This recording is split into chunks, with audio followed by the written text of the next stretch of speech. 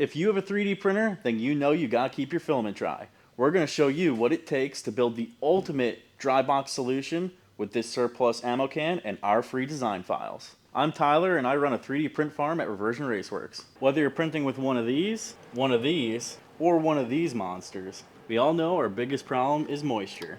From PLA to nylon, once moisture gets in your filament, it can seriously ruin your prints. When we're done with this video, you're gonna have a dry box that seals better than anything else on the market.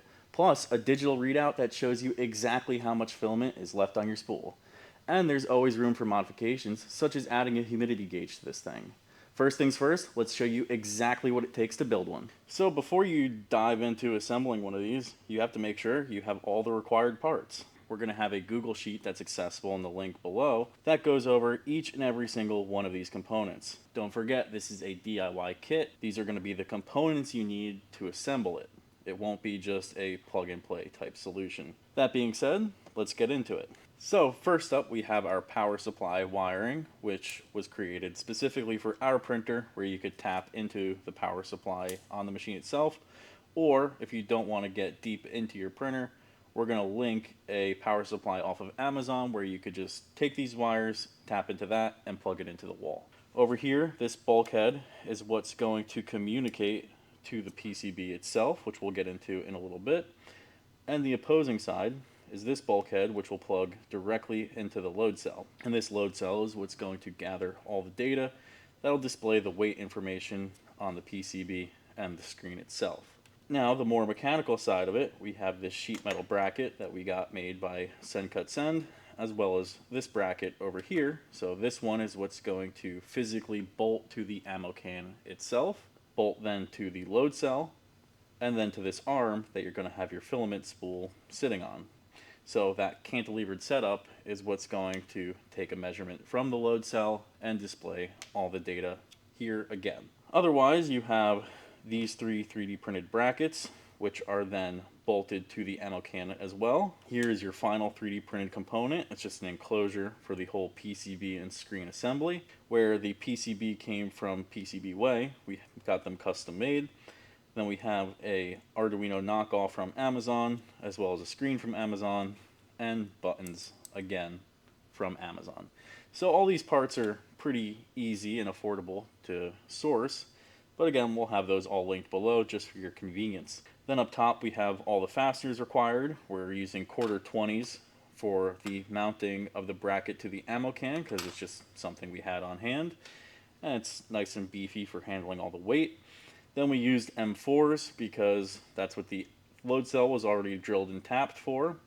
And this is more of an optional piece of this. I opted to tap the ammo can to install these, but you could just use self-tapping screws or anything you have laying around to make that install a little bit easier for you. And then the last bit is the thread forming screws that we use on the plastic housing, and they just go straight into the 3D print, as the name insinuates, form the threads themselves, so you don't have to add inserts or extra costs to the assembly.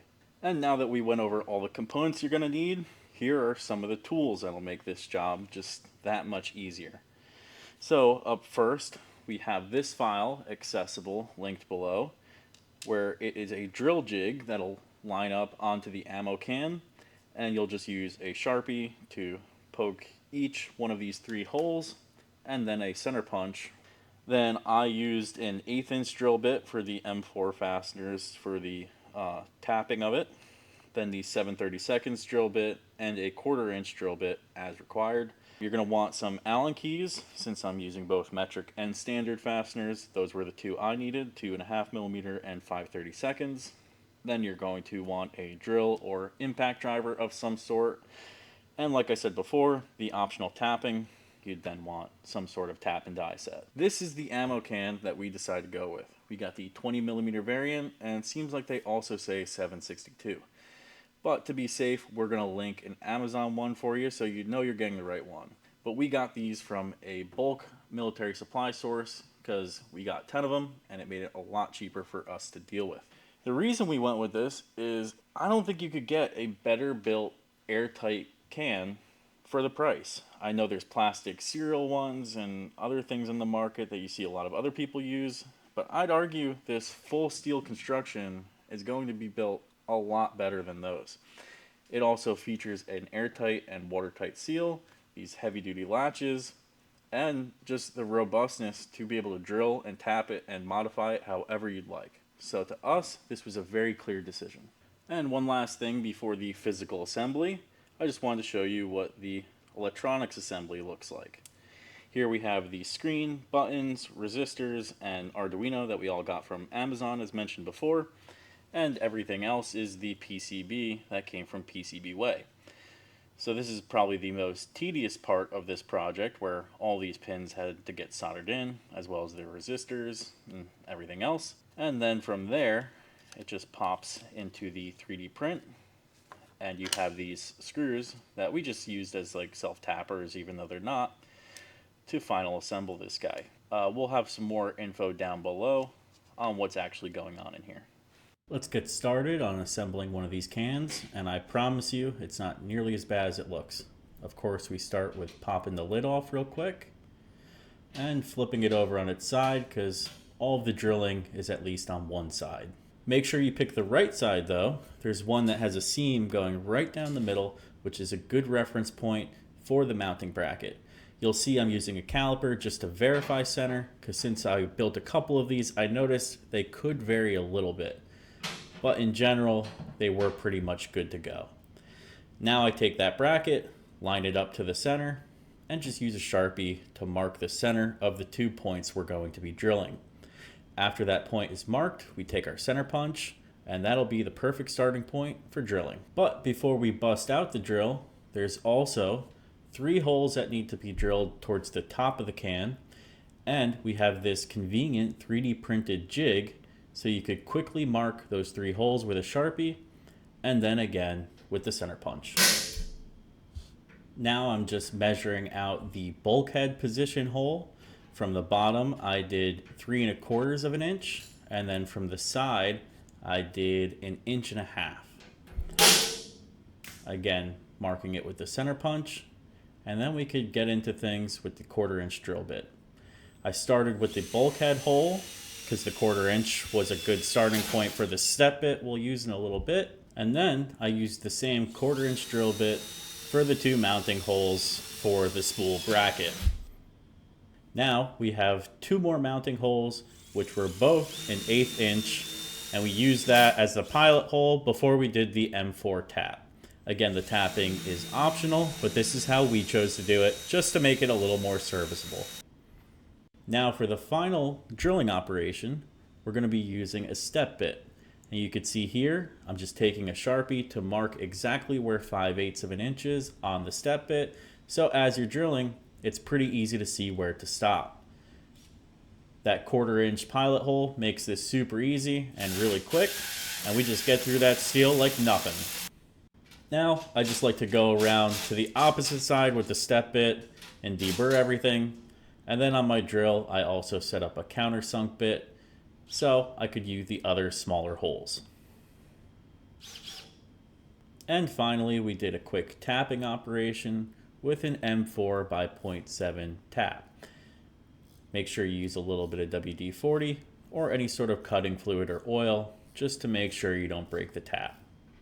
Now we begin the assembly aspect, where we start with the bulkhead, and the nut on the inside was a 19mm, and on the outside it was kind of an awkward size, and I believe I used a 9/16 or some sort of standard wrench because I felt it fit a little bit better than the other metrics. Regardless, be very gentle. The threads are pretty thin, so you don't want to strip it out. If you want to be extra cautious, you could also put a little bit of RTV around the bulkhead to prevent any other moisture from seeping in. Now we grab the brackets that are going to hold the whole Bowden tube assembly together, where we're using the M4 fastener, and just drive it home with the holes we just tapped. And finally, we take the 1/4-20 bolts and throw them through the can, so we can mount the bracket that is going to hold the load cell. Now that that's nice and tight, we can go onto the inside of the can, where we're using the M4x7 screws again for the load cell. Just make sure you get these nice and tight, because this is where your filament's going to be resting. It also wouldn't be the worst idea to use a little bit of blue Loctite. And with everything nice and tight, just make sure you take the load cell and plug it into your bulkhead wiring. For this installation, we're using a CR10 S5. All you have to do is take the power and ground of this harness and tap it into the power supply inside this control unit. So all you have to do is remove the filament, power down the machine, and now let's show you how to do it.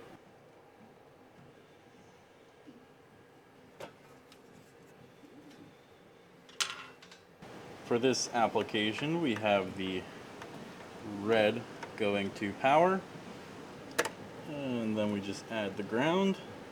You just want to make sure you have the wire harnesses in their appropriate spots. It's a little bit tricky just to get them in place initially.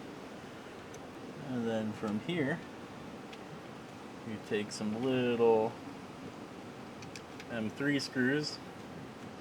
Again, this is specific to the CR10 S5. And then you just plug them in. And before we do a final install, why don't we just power it on real quick. There you go. It's good news. It turns on. So now you could take the self-tapping screws and get this all finished up. And there you go. Really, you only need to have one screw up top, but two just makes it that much nicer. Next step is a pretty simple one. You just plug it in, thread on the bulkhead, and now it's time to power everything up. Alright, so to set up a new profile, it's asking for the load cell to be calibrated. So we'll hit start. So before you begin doing this, you want to have a real scale to weigh a full spool, so you have a known value of where you're referencing. So we'll hit continue since we already did that. So now we're just going to get the full weight of a brand new spool, which is 3,966 grams. We'll get the weight of a completely empty spool, which is 917. And now we go back to the printer. Now that we measured the spool, we could hit continue, and we can enter the recorded weight, which was 3,966 grams. Now we have to place the full spool onto the holder.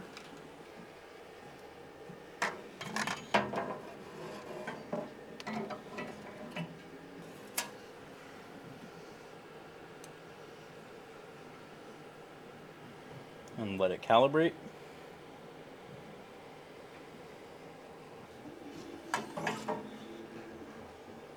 And now with it completely empty, you hit continue again to get a new reference weight while it's empty. Now it's time to add a new profile. So you hit the middle button, go to add new profile, and you could name it whatever you want. In this case, I'm going to call it CFPETG, just so we know exactly what spool we're using. And hit save. Now we have to place an empty spool into the holder to have a new reference for, of course, an empty spool.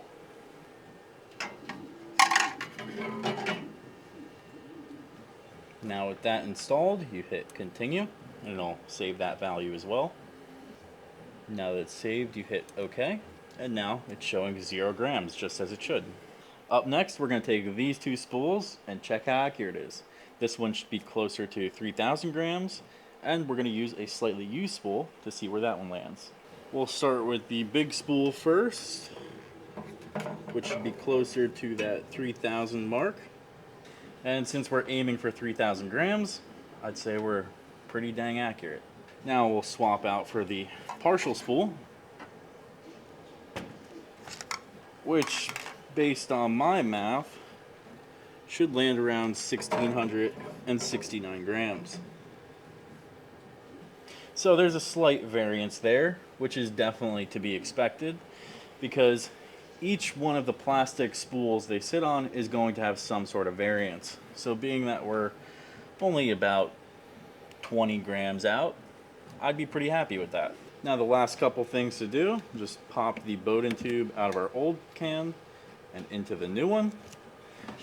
And then take our desiccants and dump them in to keep this thing nice and dry. But before we get this installed onto the printer for good to get printing, we just gotta throw the lid back on.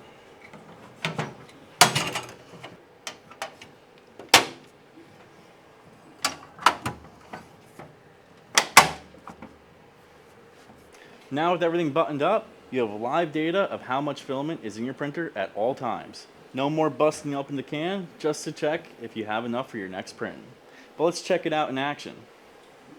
Over here we have a print running, and you can see how the filament's moving in real time. There's a little bit of fluctuation just because of the filament pulling. The load cell is pretty accurate, so it's going to show highs and lows.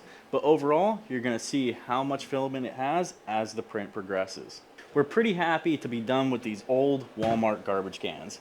The seals have seen better days, and I think these metal cans are going to last way longer. But that pretty much wraps it up for today. I want to hear what you guys have to say. Check out our Discord, let us know what you think of the project, and we're happy to help you build them.